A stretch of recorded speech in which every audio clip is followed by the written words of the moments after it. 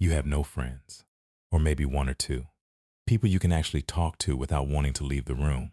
Society tells you this is a problem, that you're broken, that you need to be more social, more agreeable, more like everyone else.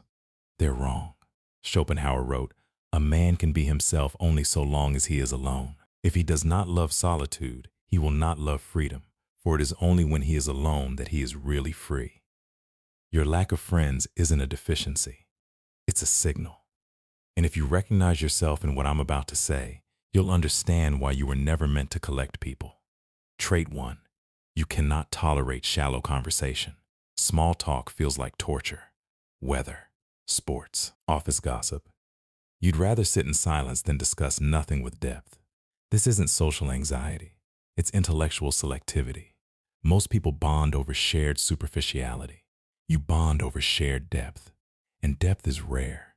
The psychologist Elaine Aron studied highly sensitive people and found that they require meaningful interaction to feel energized. Surface-level socializing doesn't just bore you, it drains you.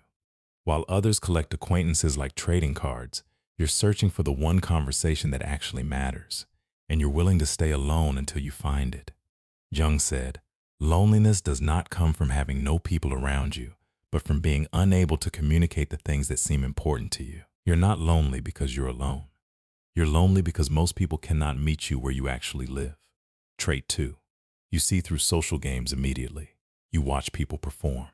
The fake laughter, the strategic compliments, the networking, the carefully curated personalities designed to extract value from others, and you want no part of it. Robert Greene documented 48 laws of power, but you've identified the 49th, refuse to play. Most friendships are transactional, alliances of convenience. You help me, I help you. We pretend it's deeper than it is. You'd rather have no friends than fake friends. And that decision, that refusal to perform, isolates you. Nietzsche called this the pathos of distance, the space between those who see clearly and those who prefer comfortable illusions. You have distance. They have crowds. Trait 3. You have an internal world richer than most people's external lives. You don't need constant stimulation because you're never truly bored. Your mind is a library, a laboratory, a battlefield. You think deeply about things most people never consider. While they scroll, you contemplate. While they gossip, you analyze patterns. While they need others to feel alive, you need solitude to stay sane. Schopenhauer believed that intelligent people require less social contact because they have access to an inner richness that mediocre minds lack. He wrote, "A man of intellect is like an actor alone on the stage. He has to play all the parts himself." You're not missing out on life by staying home. You're living a life most people can't access. And no amount of shallow friendship can compete with the world inside your head. Trait 4. You would rather be misunderstood than dilute yourself. You've tried explaining yourself. You've attempted to make your thoughts accessible. And every time, you watched your ideas get flattened, misinterpreted, or ignored. So you stopped trying. Most people adjust themselves to fit in. They sand down their edges.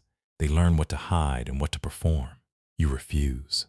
The philosopher Michel de Montaigne spent years in isolation writing essays because he realized that being understood by everyone meant being understood by no one. He wrote for the few.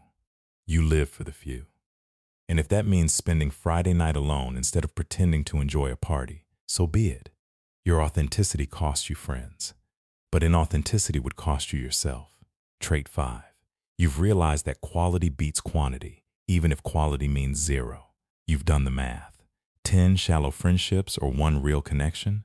You chose 1. And if 1 doesn't exist yet, you chose 0. This isn't bitterness. It's standards. Aristotle identified 3 types of friendship: utility, pleasure, and virtue. Most people never move past the first 2. You're holding out for the third. The friendship based on mutual respect for each other's character.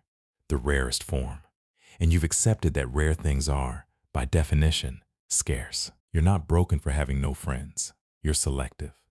And the world punishes selectivity by calling it loneliness. Here's what they won't tell you. The loneliest people are often the ones surrounded by friends, because they're alone inside a crowd, performing a version of themselves that no one actually knows. You're alone with yourself, and you actually know who that is. Schopenhauer spent most of his life in isolation.